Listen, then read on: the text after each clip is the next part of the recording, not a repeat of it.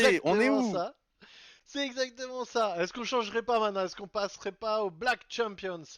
Eh ben, Alors, je te laisse faire. allez, Black Champions. Match Day 1. Bon, bah, on va commencer par la Nuke Stars eSport hein, face au DFCO. Un but partout. Alors, c'est le match, je suis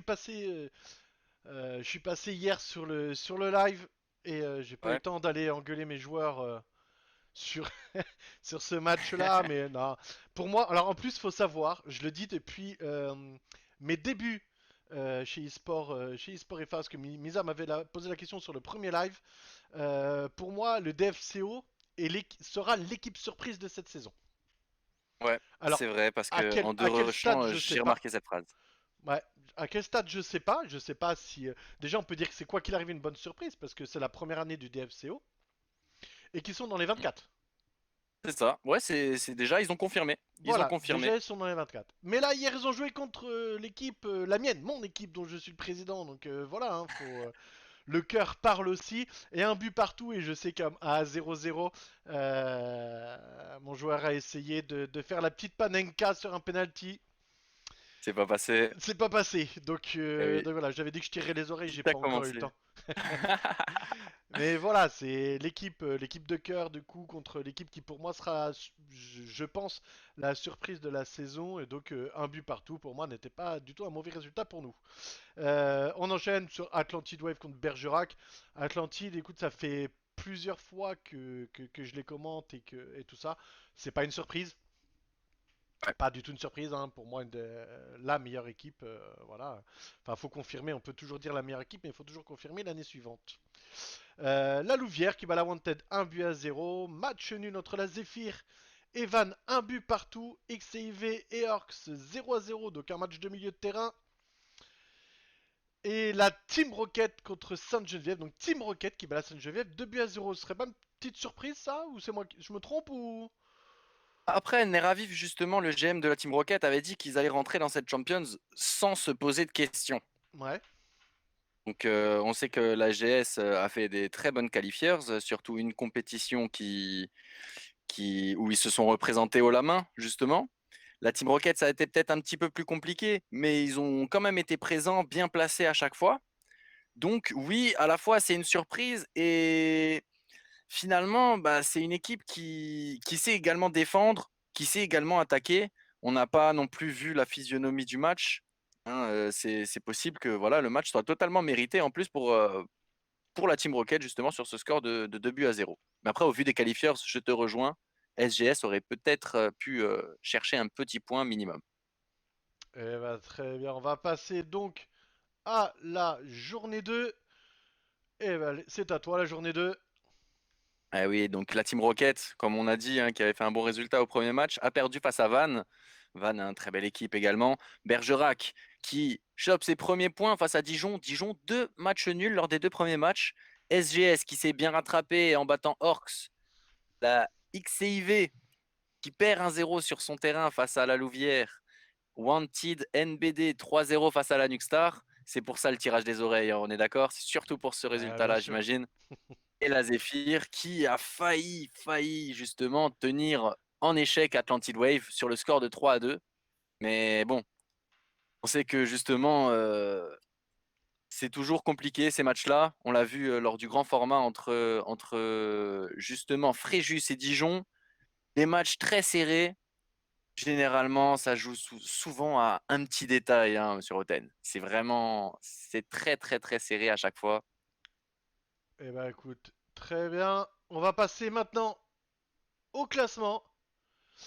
Donc, moi, tout de suite, quand je vois ce classement, juste au passage, bonsoir à tous ceux qui arrivent hein, sur le chat. Je vois qu'il y a quelques petits messages. Bonsoir à tous et bienvenue parmi nous. On va passer la soirée ensemble. On vous fait juste un petit récap de ce qui s'est passé hier, de ce qui va arriver ce soir. Et ensuite, on débutera le premier match. Donc, je te disais, quand je regarde ce classement, tout de suite, qu'est-ce qui saute aux yeux? C'est qu'il n'y a aucune équipe qui a fait deux défaites. Ouais. Donc, mis à part peut-être une ou deux équipes qui vont être un peu au-dessus du lot, est-ce qu'on serait pas dans un groupe qui va être justement très serré?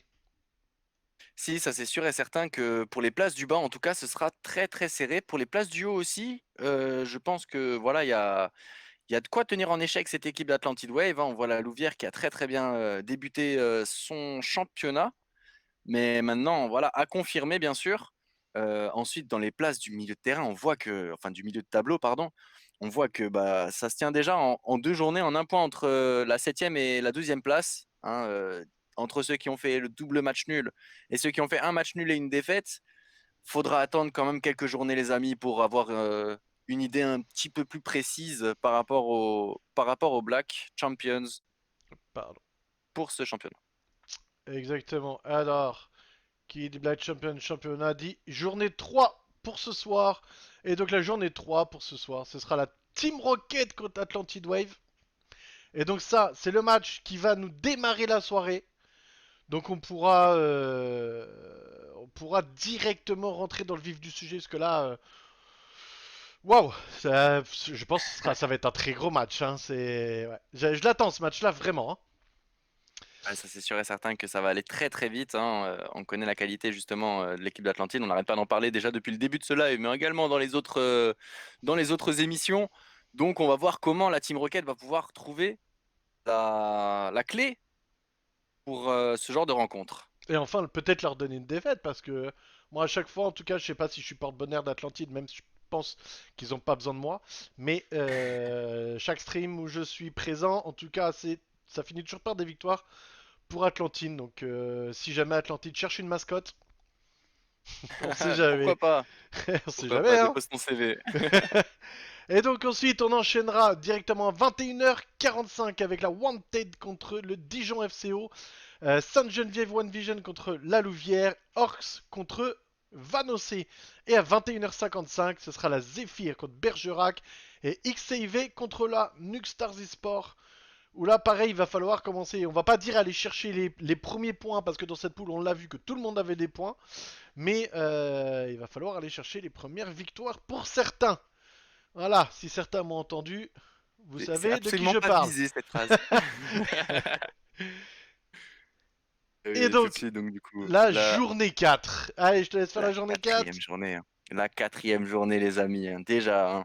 Donc du coup, la Zéphyr qui va jouer contre Dijon. Cette rencontre qui va opposer également X et IV à la Wanted NBD, la Team Rocket, après Atlantid Wave qui devra jouer contre Bergerac. Un peu le grand écart entre le premier puis le dernier. On n'est qu'à 2 journées, les amis, ça c'est sûr et certain, hein. C'est pas pour justement me faire des ennemis du côté de Bergerac. Je vous souhaite de remonter. SGS One Vision contre la Nuxstar. Voilà, je te laisse faire un petit message encore ou on est bon? Non, je vais Je arrêter crois, là. je crois Après, qu'ils t'ont après ils compris. vont m'en Ils t'ont vouloir, tu compris. sais. Non, ne t'en fais pas. Ils savent très bien que c'est pour les motiver. Bah oui. Van qui joue la Louvière, les amis. Van contre la Louvière et le dernier match à 22h20, un peu en prime, on va dire, dans cette soirée, c'est Orcs qui va jouer Atlantide. Exactement. On s'excuse pour le petit E qui s'est glissé dans l'Atlantide, Ouais, hein. j'ai vu ça justement Je voulais pas le relever non plus au début, mais finalement, je me suis dit, il faut quand même s'excuser parce que voilà, Ils vont Atlantide croire que avec c'est un passé E, donc les inaperçu. amis. Non, non, les gars, on le sait. Il n'y a pas de souci. Donc c'est ok. Et donc, je vous fais juste un petit rappel. Tac, je vous le mets ici. Bah écoutez, il est ici. Donc d'ici 7-8 minutes, ce sera la Team Rocket contre Atlantid Wave. Donc notre affiche de ce soir pour démarrer ce stream.